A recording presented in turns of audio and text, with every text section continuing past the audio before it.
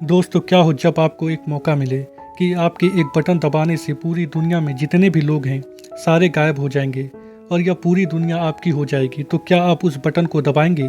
यह एक science fiction comedy web series है जिसका नाम the last man on earth है। कहानी की शुरुआत एक रहस्यमय वायरस से होती है। फिल मिलर पृथ्वी में आखिरी बचा हुआ इंसान है जो कि एक बस को लेकर पूरे अमेरिका में घूमता है ताकि उसे कोई जिंदा इंसान मिल जाए। वह हर एक स्टेट के हर एक शहर में जाता है और एक मैप में क्रॉस का चिन्ह लगाता है। पूरा मैप क्रॉस के चिन्ह से भर जाता है।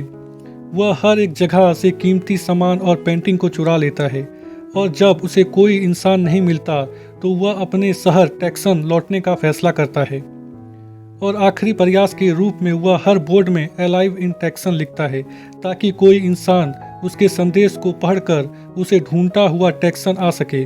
फिल मिलर टेक्सन में सबसे बड़े घर को अपने घर के रूप में चुनता है और चुराए गए सारे सामान और पेंटिंग को उस घर में लगा देता है और अपने फैमिली को याद करता है। रात के समय वह गॉड से अपने किए गए कामों के लिए माफ़ी मांगता है और अपने लिए एक लड़की की मांग करता है।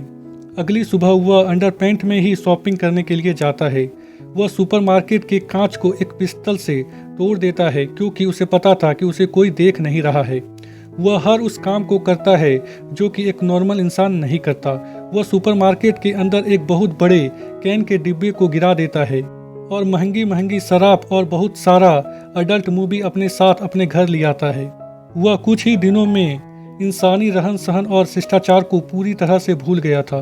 वह अपने अकेलेपन को दूर करने के लिए गलियों में गेंदबाजी, लैंप लाइट को बॉलिंग पिन की तरह यूज करना या फिर लग्जरीज कार को आपस में टकराना, इस तरह का पागलपन उसे अपने अकेलेपन से निपटने में मदद करता था। वह अपने जन्मदिन को अकेले ही मनाता है और अपने फैमिली वालों को याद करता है कि वह किस तरह अपने फैमिली वालों के साथ बर्थडे मनाता था और उसे सेलिब्रेट करता था। उसके अकेलेपन को दूर करने के लिए उसके साथ कोई नहीं था। वह हर रात भगवान से अपने लिए एक लड़की को मांगता था।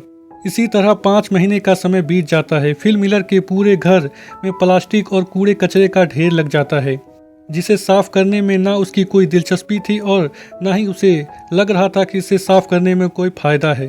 शराब में वह नहाता था और उसी को पीने लगता था, बिल्कुल एक बच्चे की तरह। वह एक स्विमिंग पूल की लकड़ी को काटकर बाथरूम की तरह यूज करने लगा था और बॉल में फेस बनाकर उनसे बातें करने लगा था।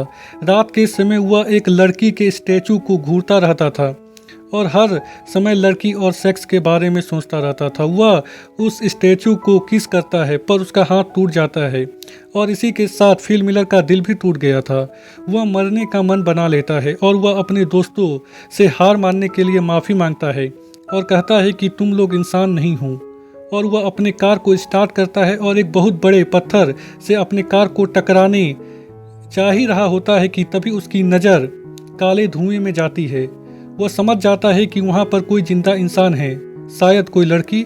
इसीलिए वह अपने मरने का मन छोड़ देता है और सीधा उस धुएं की ओर जाता है जहाँ उसे कुछ ऐसा देखने को मिलता है जो कि वह सालों से देखना चाहता था।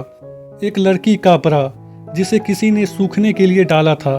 फिल मिलर उस बरा को सूंघने लगता है और बेहोश हो जाता है कि वह एक सुंदर लड़की के गोद में है जो कि उसे किस कर रही है। तभी उसे वास्तव में होश आता है और वह देखता है कि एक लड़की उसे किस कर रही है।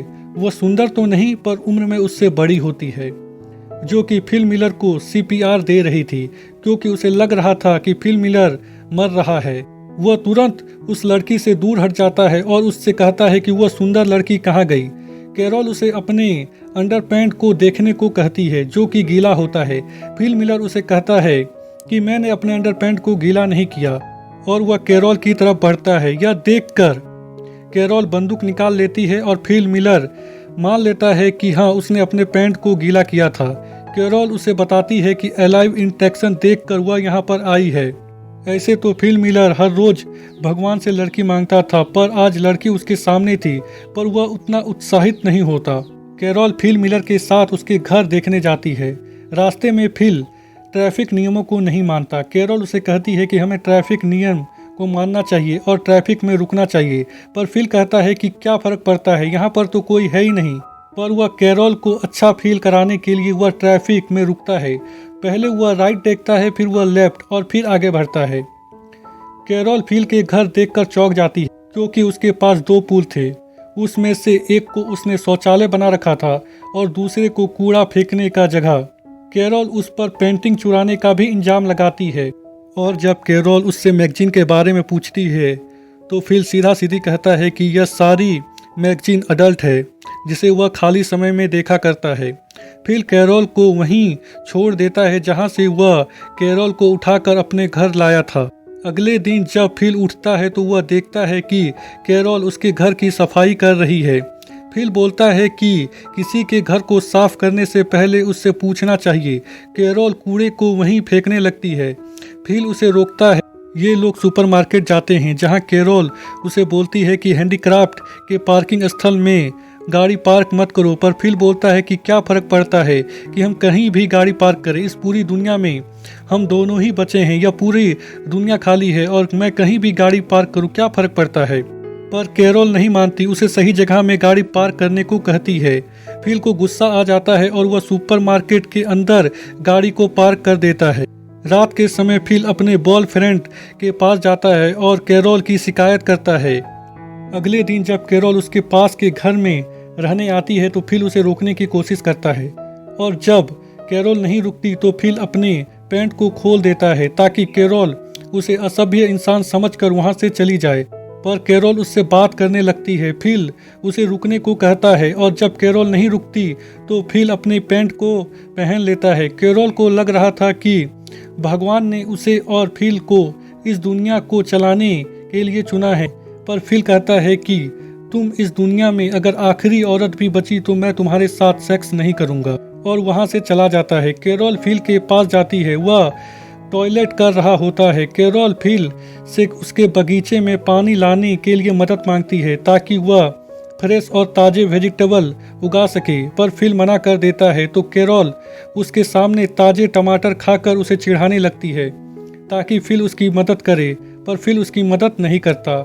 रात में फिल उसके बगीचे में जाकर सारे टमाटर को खा लेता है और जब अगले दिन कैरोल उसके घर जाती है तो वह देखती है कि फिल के पूरे कपड़े में टमाटर लगा हुआ है, पर फिल साफ साफ मना कर देता है कि उसने टमाटर नहीं खाई।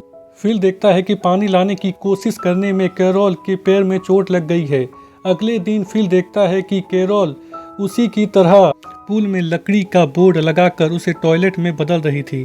कैरोल फिल से कहती है कि तुम सही थे, हमें भगवान ने इस दुनिया को चलाने के लिए नहीं चुना है। जब हम पानी को अपने घर तक नहीं ला सकते तो हम इस दुनिया को क्या चलाएंगे। यह बात फिल के दिल में लगती है और वह शहर के टैंकी से कैरोल के घर तक पानी लाने का व्यवस्था कर देता है। कैरोल यह देखकर बहुत ही खुश होती है और उसे रात के डिनर के लिए इनवाइट करती है, जहां ये लोग ताजे सब्जी से बने डिनर का लुत्फ उठाते हैं। कैरोल फिल से कहती है कि तुमने मुझे अपना पैंट उतार कर दिखाया, शायद भगवान चाहता है कि हम इस दुनिया को आगे बढ़ाएं। फिल भी कैरोल के साथ सेक्स करने को तैयार हो जाता है, पर कैरोल शादी से पहले सेक्स नहीं करना चाहती थी। फिल कहता है कि क्या फर्क पड़ता है, यहाँ तो कोई देखने के लिए भी नहीं है। कैरोल शादी से पहले सेक्स करने को तैयार नहीं होती। वह बोलती है कि बिना शादी के वह बच्चे पैदा नहीं करेगी। फिल उसकी बात मान लेता है और उसे प्रपोज करता है शादी करने के लिए। कैरोल भी मान जाती है। फिल अपने घर चला आता है और यह एपिसोड यहीं पर ख़त्म हो जाती है।